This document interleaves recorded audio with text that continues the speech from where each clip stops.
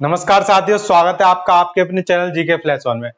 SST की हमारी एक अलग सीरीज चल रही है। उसमें हम क्या करते हैं, डेली 5 क्वेश्चन करते हैं, जो कि मैं आपको यूट्यूब कम्युनिटी पर आप जीके फ्लैश वन सर्च करेंगे तो आपको वो 5 क्वेश्चन डेली के डेली मिलते रहेंगे। अब बात करेंगे आज की जो हमारी वीडियो है वो किन चैप्टर के ऊपर है। देखिए, सीटेट के जो सिलेबस में सीधे सीधे दो टॉपिक का नाम लिखा है। एक लिखा है ग्रह सौर मंडल में पृथ्वी और दूसरा लिखा है ग्लोब। अब ये दोनों ही 6 क्लास की जियोग्राफी बुक में दिए हुए हैं। अब बात करते हैं कि पृथ्वी की गतियां और मानचित्र ये दोनों मैंने क्यों लिख रखे हैं। तो आपको मैं बता दूं कि पृथ्वी की गतियों से भी क्वेश्चन आते हैं और मानचित्र वाले चैप्टर से भी क्वेश्चन सीटेट में पूछा गया है। हालांकि जुलाई 2024 में जो अभी हुआ है लास्ट सबसे, उसमें भी मानचित्र से लेकर एक क्वेश्चन पूछा गया है। तो ग्रह सौर मंडल में पृथ्वी और ग्लोब लिखने के बाद भी आपको ये जानना होगा कि कुछ चैप्टर ऐसे हैं जो पृथ्वी से ही संबंधित हैं। जैसे कि ग्लोब पृथ्वी से संबंधित है, पृथ्वी की गतियां भी पृथ्वी में आ गया और मानचित्र भी पृथ्वी में आ गया। इसलिए ये चारों ही आपके उसमें पूछे जा सकते हैं। उन्होंने तो सीधे सीधे बोल दिया कि हमको ग्रह के बारे में पूछना है और वो क्या है, सौर मंडल में पृथ्वी के बारे में। अब पृथ्वी की गतियां भी उसी में आ जाएंगी और मानचित्र भी उसी में आ जाएंगे। इसलिए ये चारों चैप्टर आपको कंप्लीट करने हैं। इन चारों चैप्टर से मैंने आपके लिए मोस्ट इंपोर्टेंट 34 क्वेश्चन निकाले हैं ढूंढ के। तो 34 क्वेश्चन में ये चारों चैप्टर कवर हो जाएंगे आपके। इसके बाद इनकी बहुत सारी ऐसी परिभाषाएं हैं जिनके बारे में आपको एक बार में वन लाइन की तरह जानना है और सुनना है और समझना है। पेपर में सीधे सीधे आपको वो 3-4 लाइनें दे दी जाएंगी, एक गलत कर दी जाएगी। पिछली बार भी ऐसे पूछा था एक क्वेश्चन। आप जुलाई 2024 का ही पेपर उठा के देख लेंगे, उसमें भी आपको इन्हीं टॉपिक में से क्वेश्चन मिल जाएंगे सीधे सीधे कि आपको लगेगा देखने में एक ही क्वेश्चन है लेकिन 2-3 परिभाषाएं होगी।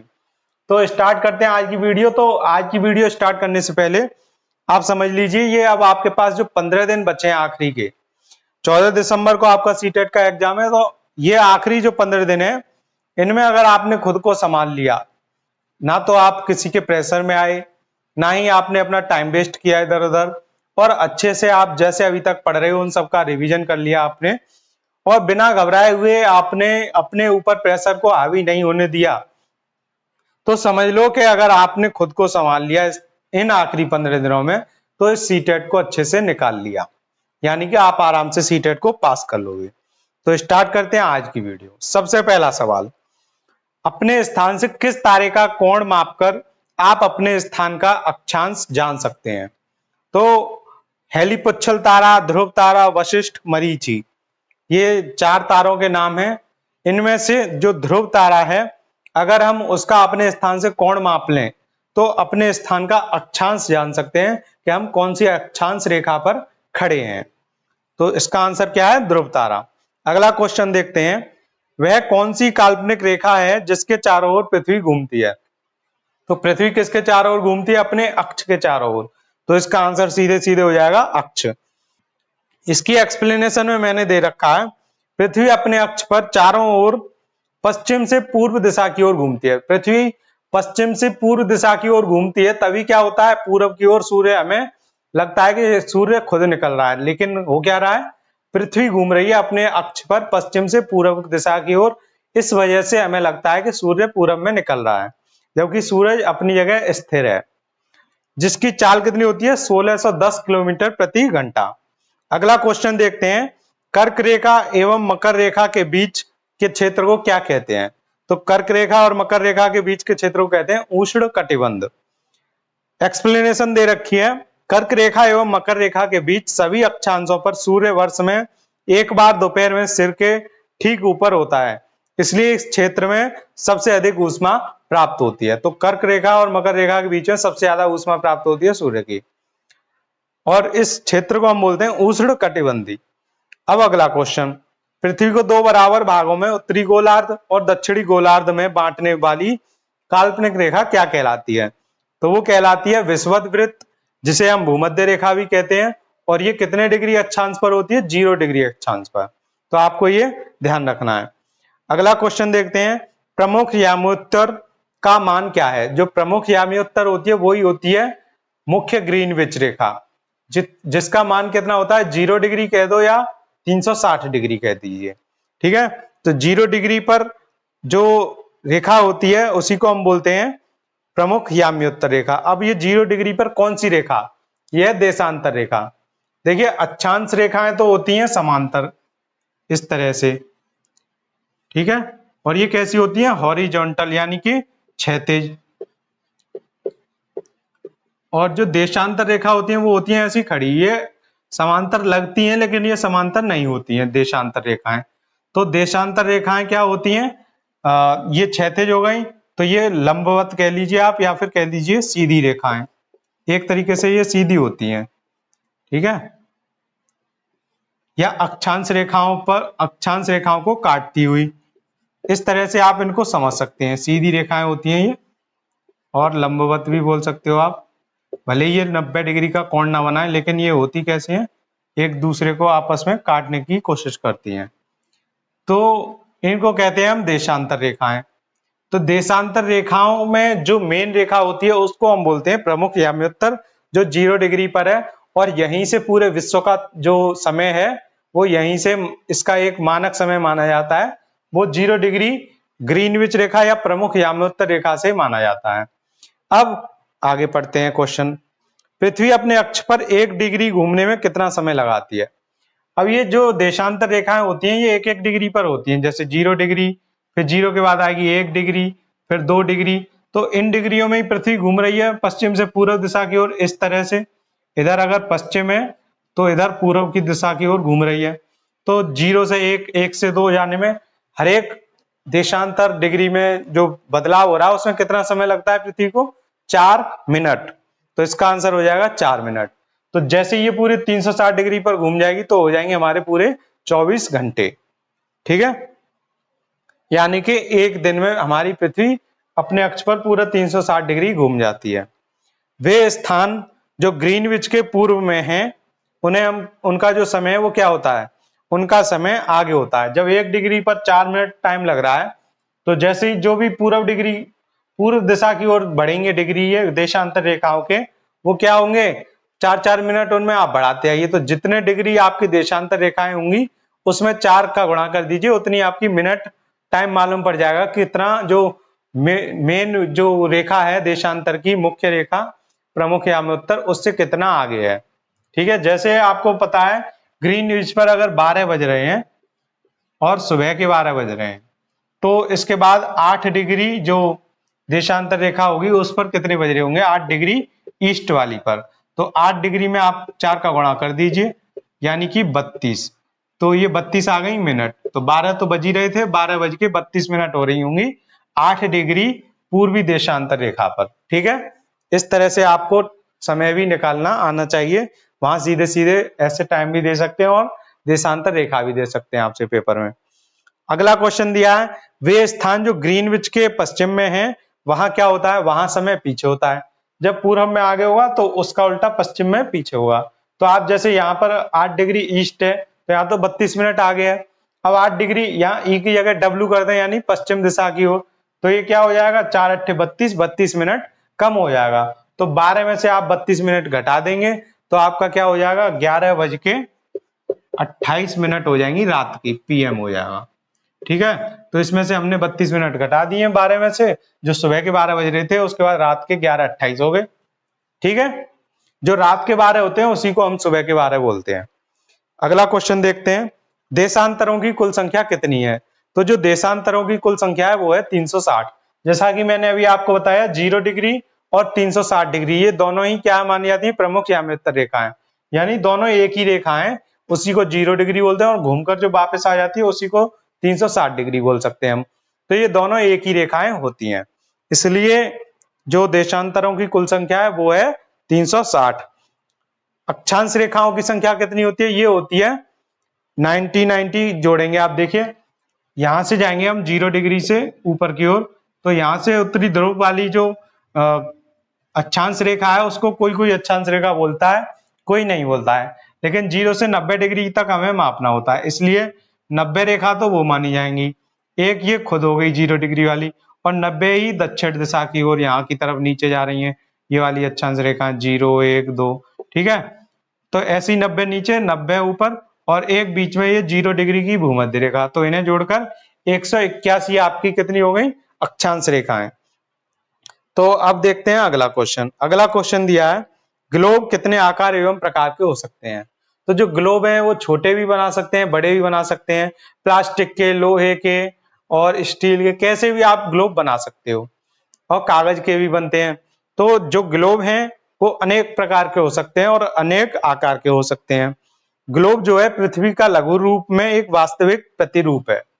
जैसे पृथ्वी हमारी वास्तविक रूप से मतलब कैसी दिखती है, बिल्कुल उस सेम टू सेम उसकी तरह हमने बना रखा है एक ग्लोब। तो ये ग्लोब क्या है, पृथ्वी का ही लघु रूप है जो कि वास्तविक प्रतिरूप है पृथ्वी का। ठीक है, सेम टू सेम ऐसी आपको पृथ्वी दिखती है। अब ये जो अक्षांश और देशांतर रेखाएं, ये वास्तविक रेखाएं नहीं है, पृथ्वी पर ऐसी रेखा कहीं नहीं पाई जाती हैं। लेकिन जिस तरह से हम रिसर्च करते हैं कुछ अच्छा करने के लिए, अब इन रेखाओं की मदद से हम क्या कर सकते हैं, किसी भी व्यक्ति की जो एग्जैक्ट लोकेशन है उसको पता कर सकते हैं। जहां पर ये दोनों रेखाएं एक दूसरे को काटेंगी वहीं पर हमको पता पड़ जाएगा उस व्यक्ति की जो लोकेशन है वो कहां पर है। ठीक है, पूर्व पश्चिम पता पड़ेगी हमको देशांतर रेखाओं से, और जो अक्षांश रेखा है उनसे हम उत्तर दक्षिण में उसकी जो पृथ्वी पर लोकेशन है उसका पता लगा पाएंगे। ठीक है, अब देखते हैं अगला क्वेश्चन। अगला क्वेश्चन दिया है सूर्य के चारों ओर एक स्थिर कक्ष में पृथ्वी की गति को क्या कहते हैं। तो अगर सूर्य के चारों ओर पृथ्वी की गति, पृथ्वी सूर्य के चारों ओर चक्कर लगा रही है तो उसको हम बोलते हैं परिक्रमण। आप सब जानते होंगे परिक्रमा करते हैं हम, तो किसी भी चीज के चारों ओर चक्कर लगाते हैं, मंदिर में या कोई पेड़ों की परिक्रमा करते हैं, तो ये इसको हम परिक्रमा बोलते हैं। ऐसे ही पृथ्वी अगर सूर्य के चारों ओर चक्कर लगाएगी उसे परिक्रमण बोलेंगे। उसके अलावा चाहे पृथ्वी अपने अक्ष पर घूमे उसको हम परिभ्रमण भी बोलते हैं, और क्या बोलेंगे, पृथ्वी का अपने अक्ष पर घूमना यानी घूर्णन करना। तो ये दोनों चीज कह सकते हैं हम पृथ्वी के अपने अक्ष पर घूमने को। अगला क्वेश्चन दिया है ग्लोब पर उस वृत्त को क्या कहते हैं जो दिन तथा रात को विभाजित करता है। जो दिन और रात को विभाजित करता है उसको हम बोलते हैं प्रदीप्त वृत्त। तो ये इसका आंसर सीधे सीधे आपको ध्यान रखना है, प्रदीप्त वृत्त ग्लोब पर दिन और रात को विभाजित करता है, यानी कि वास्तविक रूप से नहीं, ग्लोब पर जो हमने ये काल्पनिक रेखा मान रखी है उन पर। अगला क्वेश्चन देखते हैं पृथ्वी का अक्ष कक्षीय सतह से कितने डिग्री का कोण बनाता है। जो पृथ्वी का अक्ष है आपको मालूम है कि वो ऐसे झुका हुआ है, तो ये जो कक्षीय सतह होती है पृथ्वी की वो होती है सीधी, तो इस पर ये जो कोण है इस कोण का मान पूछ रहा है। तो ये तो है पृथ्वी का अक्ष, और ये जो रेखा मैंने खींची है ये है कक्षीय सतह, कक्षीय सतह है। तो इसका जो कोण बन रहा है ये बनता है 66 सही 1/2 डिग्री, या फिर 66.5 बोल सकते हो आप। तो इतने डिग्री का कोण बनाता है पृथ्वी का अक्ष अपने जो पृथ्वी का कक्षीय सतह है उससे। तो इसलिए इसका आंसर क्या हो जाएगा 66.5 डिग्री। अब अगला क्वेश्चन देखते हैं। अगला क्वेश्चन दिया है भूरे रंग का इस्तेमाल किसे दिखाने में किया जाता है। तो जो भूरे रंग का इस्तेमाल है वो पर्वतों को दिखाने में किया जाता है। ऐसा ही क्वेश्चन पूछा गया था मानचित्र में कि पठारों को दिखाने के लिए किस रंग का इस्तेमाल किया जाता है, और ये क्वेश्चन पूछा गया था आपका जो जुलाई 2024 में सीटेट का हुआ है उस वाले पेपर में। तो जो पर्वतों का रंग है वो तो भूरा रंग है, और पठारों का रंग पीले रंग का, अगर हम मानचित्र में रंग दिखाते हैं तो वो पठारों को प्रदर्शित करेगा। इसके अलावा जलाशयों, इनका रंग कैसा दिखाते हैं, नीला रंग। हरा रंग किसके लिए, मैदानों के लिए। तो इस तरह से ये रंग कुछ बांट रखे हैं जिनसे हम क्या करते हैं मानचित्र को आसानी से समझ लेते हैं और उसको बना लेते हैं। अब अगला क्वेश्चन देखते हैं। जैसे जैसे हम विषुवत वृत्त से दूर जाते हैं अक्षांशों का आकार क्या होता है, बढ़ता जाता है घटता जाता है, कोई परिवर्तन नहीं होता, कभी बढ़ता है तो कभी घटता है। तो इसका आंसर है घटता जाता है। आप देखेंगे पृथ्वी क्या है, जो अपने जो बीच में 0 डिग्री वाली उसकी रेखा है, 0 डिग्री अक्षांश यानी भूमध्य रेखा, तो पृथ्वी बीच में तो फैली हुई है और ध्रुवों पर चपटी हुई है। तो यहां से यहां तक की दूरी तो ज्यादा हो गई और यहाँ पे चपटी हुई है। तो इस तरह से आप देख रहे होंगे ये इसका आकार घटता जा रहा है थोड़ा थोड़ा। तो जो लास्ट में अक्षांश रेखा होती है वो सबसे छोटी होती है एक बिंदी की तरह, उत्तरी पोल पर भी और दक्षिणी पोल पर भी, दोनों पर। तो इस तरह अगर हम देखें तो ये जो बीच की रेखा है इसी को विषुवत रेखा बोलते हैं हम। तो यहां से अगर उत्तर की ओर जाए या दक्षिण की ओर जाए इनका आकार क्या होता है, घटता जाता है। अगला क्वेश्चन दिया है, उत्तरी गोलार्ध में कर्क रेखा एवं दक्षिणी गोलार्ध में मकर रेखा कितने अक्षांश पर होती है। तो जो कर्क रेखा और मकर रेखा है, जैसे आप देखते हैं 0 डिग्री अक्षांश है, ऐसे ही ये जो अक्षांश एक बार 23 डिग्री होगा, 23.5 कह लीजिए, या 23 सही 1/2 डिग्री, और ये है 0 डिग्री आपकी अक्षांश रेखा। ऐसे ही दक्षिण में, ये वाली तो हो गई उत्तर में, उत्तर, और ये हो गई दक्षिण में, 23 सही 1/2 दक्षिण। ठीक है, तो ये दोनों दिशाओं में होती है, एक 23.5 डिग्री दक्षिण पे और 23.5 डिग्री उत्तर पे। इन दोनों रेखाओं को आप देखेंगे, उत्तर वाली को बोलेंगे हम कर्क रेखा और दक्षिण वाली को बोलेंगे मकर रेखा। इसका मान आपको याद रखना है 23.5 डिग्री। अगला क्वेश्चन दिया है, उत्तर ध्रुव वृत्त एवं दक्षिण ध्रुव वृत्त क्रमशः कितने डिग्री अक्षांशों पर होता है। तो ये होता है 66.5 डिग्री उत्तर और 66.5 डिग्री दक्षिण।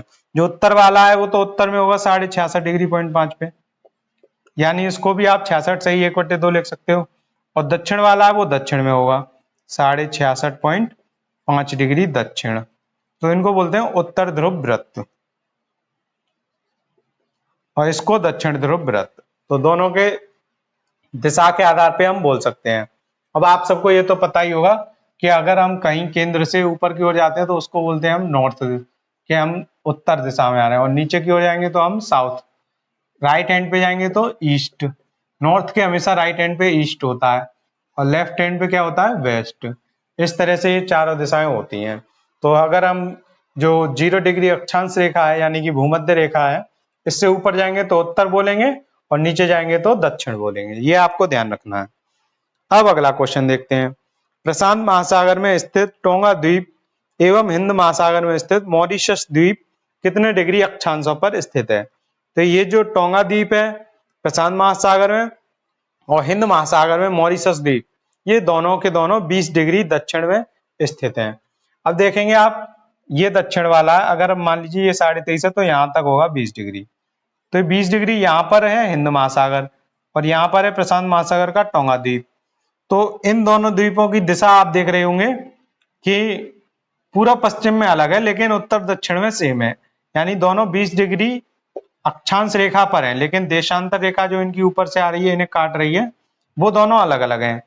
तो इसीलिए हमने देशांतर रेखा बनाई है कि अगर दो व्यक्ति एक ही अक्षांश रेखा पर हों, ये तो एक जगह है, ऐसे ही दो व्यक्ति भी एक ही अक्षांश रेखा पर हों तो उनकी एग्जैक्ट लोकेशन, वास्तविक स्थिति कैसे निकालेंगे कि वो है कहाँ।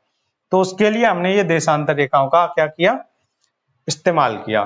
तब हम बता सकते हैं कि ये पूरब में है और ये पश्चिम में है। ठीक है, भारत में कितने डिग्री देशांतर को मानक याम्योत्तर माना गया है। तो जो भारत में मानक याम्योत्तर, यानी ये तो पूरे विश्व के लिए हो गया 0 डिग्री याम्योत्तर रेखा। अब हम भारत की बात करें, भारत भी हमारा फैला हुआ है पश्चिम से पूर्व की दिशा तक, तो उसमें जो एक मेन माना है हमने, जो मेन पॉइंट वो पूरे भारत के समय को निर्धारित करेगा, वो माना हमने 82.5 डिग्री पूर्व। तो ये 82.5 डिग्री पूर्व देशांतर रेखा है, इसको भारत का मानक याम्योत्तर रेखा माना जाता है। इसकी देखते हैं हम व्याख्या। इस याम्योत्तर के स्थानीय समय को पूरे भारत का मानक समय माना जाता है। इसे भारतीय मानक समय के नाम से जाना जाता है। भारत ग्रीनिच के पूर्व 82.5 डिग्री पूर्व में स्थित है तथा यहाँ का समय ग्रीनिच समय से 5 घंटा 30 मिनट आगे है। आप देखेंगे ग्रीनिच 0 डिग्री पर है और वो भारत का कितनी आगे है पूर्व में, 82.5 डिग्री। अब आप इसमें 4 का गुणा कर देंगे, जो भी मिनट आएंगी वो क्या होगी आपकी, इसके समय में जोड़ देंगे। तो यहाँ पर अगर 12 बज रहे होंगे तो 5 घंटा आगे आप जोड़ेंगे इसमें, तो 12 में 5 जोड़े 17 घंटे 30 मिनट। तो यानी कि 5:30 बज रहे होंगे, अगर यहाँ पर 12 बज रहे हैं तो यहाँ पर 5:30 हो रहे हैं हमारे भारत में, और ये 12 कहाँ बज रहे हैं, ग्रीनिच पे। ठीक है, जो हमारी प्रमुख याम्योत्तर रेखा है वहां पर। अब देखते हैं हमारा अगला क्वेश्चन। अगला क्वेश्चन दिया है, रूस में कितने मानक समयों को अपनाया गया है। अब आपको पता है पूरे विश्व का सबसे बड़ा जो देश है क्षेत्रफल की दृष्टि से, उसका नाम है रूस। इसलिए रूस इतना बड़ा देश है कि उनको जो मानक याम्योत्तर समय है उनका हर एक देश में एक ही रेखा होती है, लेकिन उन्होंने कितने मान रखे हैं, 11। क्योंकि उनका देश बड़ा है, इसलिए उसके जो वहां की परिस्थिति है उसको देखते हुए उन्होंने कितने मानक या उत्तर माननीय रेखाएं 11। इसका आंसर हो गया 11। अब देखते हैं अगला क्वेश्चन। निम्नलिखित में से कौन सबसे विशाल है? पृथ्वी, सौरमंडल, आकाशगंगा, ब्रह्मांड। तो ये मैंने जिस क्रम में लिखी है उसी क्रम में बड़े होते जाएंगे। सबसे छोटा कौन है इनमें? पृथ्वी। उसके बाद पृथ्वी कहां पर पाई जाती है? सौरमंडल में। सौरमंडल में पूरे 8 ग्रह हैं, तो उनमें से एक पृथ्वी है। अब सौरमंडल किनसे मिलकर बना है? आकाशगंगा में ही सौरमंडल पाया जाता है, और वहां पर ऐसे सौरमंडल की तरह बहुत सारे मंडल हैं। इसलिए आकाशगंगा में बहुत सारे सौरमंडल होने के कारण आकाशगंगा सौरमंडल से भी बड़ी हो गई। और बहुत सारी आकाशगंगाएं कहां पाई जाती हैं? ब्रह्मांड में। इसलिए इनमें सबसे बड़ा कौन हो गया? ब्रह्मांड। अब देखते हैं अगला क्वेश्चन। चंद्रमा कितने समय में अपने अक्ष पर एक चक्कर पूरा करता है? तो जो चंद्रमा है वो 27 दिन में अपने अक्ष पर एक चक्कर पूरा करता है, और इतने ही समय में ये पृथ्वी का एक चक्कर पूरा करता है। इसलिए आपको चंद्रमा का हमेशा एक ही हिस्सा दिखाई देगा। चाहे आप पृथ्वी की किसी भी जगह चले जाओ, चंद्रमा का एक ही हिस्सा दिखेगा, क्योंकि जितने समय में वो पृथ्वी का चक्कर पूरा कर रहा है उतने ही समय में वो अपने अक्ष पर घूम जाता है, यानी कि 27 दिन। तो आपको ये ध्यान रखना है। अब देखते हैं अगला क्वेश्चन। सभी ग्रह सूर्य के चारों ओर किस पथ पर चक्कर लगाते हैं? तो सभी ग्रह सूर्य के चारों ओर जिस पथ पर चक्कर लगाते हैं, ये ऐसे इस पथ पर लगाते हैं। तो आप इसको वृत्त नहीं बोल सकते, इसको हम बोलते हैं दीर्घ वृत्ताकार पथ। तो इसका आंसर हो जाएगा दीर्घ वृत्तीय पथ। अब देखते हैं अगला क्वेश्चन। अगला क्वेश्चन दिया है, क्षुद्र ग्रह किन ग्रहों की कक्षाओं के बीच पाए जाते हैं? अब जो क्षुद्र ग्रह होते हैं वो मंगल और बृहस्पति के बीच में पाए जाते हैं। ये एक तरीके के पत्थर के टुकड़े होते हैं, तो इन्हें हम क्षुद्र ग्रह बोलते हैं। अब देखते हैं अगला क्वेश्चन। सूर्य, चंद्रमा तथा वे सभी वस्तुएं जो रात के समय आसमान में चमकती हैं, वे क्या कहलाती हैं? वे कहलाती हैं खगोलीय पिंड। जो भी चीज रात के समय आसमान में चमकेगी उसको हम क्या बोलेंगे? खगोलीय पिंड। अब देखते हैं अगला क्वेश्चन। सूर्य से दूरी के हिसाब से पृथ्वी कौन सा ग्रह है? तो अगर हम सूर्य से दूरी के हिसाब से बात करें तो पृथ्वी तीसरा ग्रह है। अब मैं आपको समझाऊं इन ग्रहों की एक ट्रिक पूरी।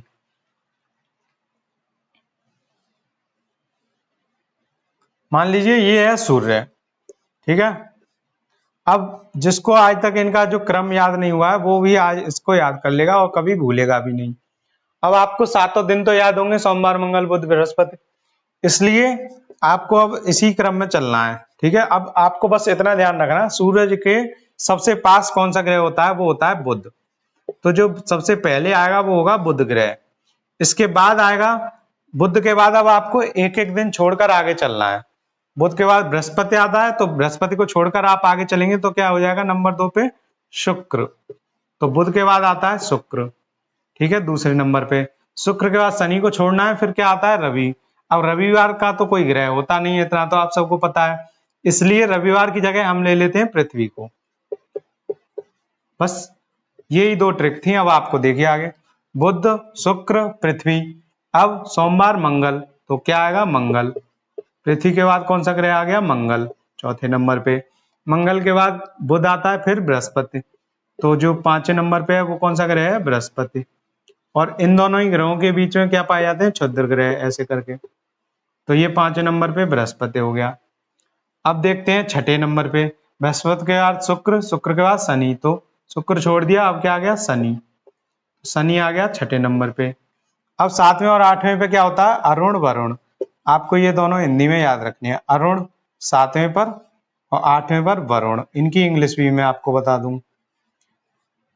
अरुण को कहते हैं यूरेनस और वरुण को कहते हैं नेपच्यून।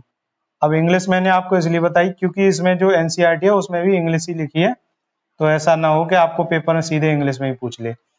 तो अब देखिए हिंदी में आपको ध्यान रखना, तो सबसे पहले आता है छोटा आ, फिर उसके बाद ही आएगा कोई सा भी अक्षर हो। तो पहले आएगा अरुण और फिर आएगा वरुण।